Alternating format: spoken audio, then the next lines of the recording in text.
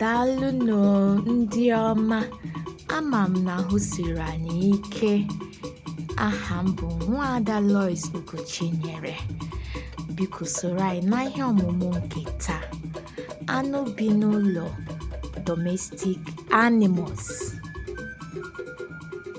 Ọkụkọ, fowl. Tolotolo, turkey. Ehi, cow. Nkịta, dog. Nwonogbo, cat.